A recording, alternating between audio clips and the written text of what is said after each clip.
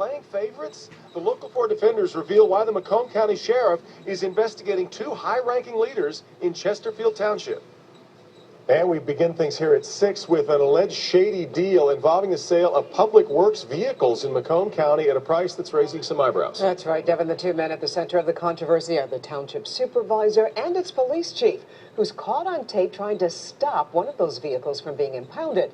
Let's get to Local 4 defender Hank Winchester. He joins us now at the Macomb County Sheriff's Department with more on this. Hank, there are two big questions needing answers here.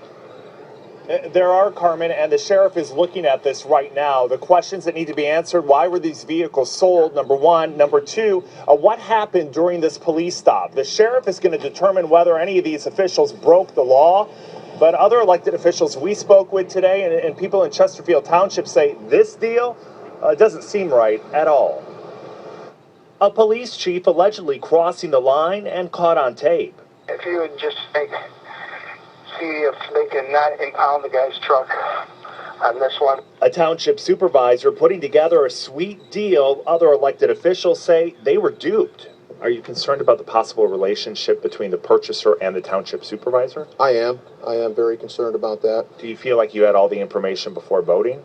I don't. No, I don't. And now the Macomb County Sheriff launching an investigation. This all started during this recent township meeting. Mike Lovelock, seen here, pushing for the sale of 6 DPW vehicles in Chesterfield Township. Supervisor Love makes a motion to sell the 6 vehicles. I mean, I don't know the deal. I don't even know the buyers. I'm just saying. No, I don't either. Lovelock said the vehicles are junk, unsafe to drive, and revealed that he had a buyer offering $4,000 for all 6 trucks. What he didn't deliver was information that the buyer was not a stranger.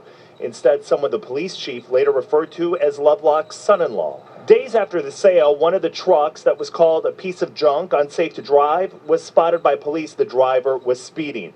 The driver did not have plates on the vehicle. The title was not valid, and yes, he was speeding, but somehow he was able to drive away without a ticket, and the vehicle wasn't towed. As the driver in the truck was pulled over, he called Mike Lovelock. Mike Lovelock then called the police chief, and the chief called into dispatch saying, let Mike Lovelock's son-in-law have a pass. It's his son-in-law who bought the trucks from the township, and they're selling them as junk. I guess they're not worth anything.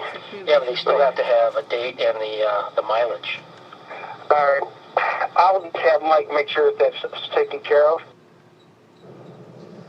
And with that, the driver was on his way, no ticket, the vehicle wasn't towed, even though a tow truck was already called. A lot of issues here. The trustees say they had no idea that Lovelock had a relationship with that person named to be his son-in-law when those vehicles were sold, when that was voted on. Also, if these vehicles were not drivable, if they were unsafe, why were they being driven down the road when this stop was made? I want you to know, though, we also reached out to Mike Lovelock and the police chief today. Neither would talk on camera. They handed me this written statement essentially saying they are cooperating fully with the investigation, that the audio tape you heard and the videotape have now been handed over here to the sheriff. The sheriff says this investigation now getting underway. We're live here tonight. Hank Winchester, back to you. Is that all the sheriff has to say about all this? Oh, Carmen, he did say that he has reached out to everyone involved, that this investigation is moving forward, but right now, because this is an open case, he can't comment, but trust me, they are taking this one in Macomb County very seriously. All right, Hank Winchester reporting for us live.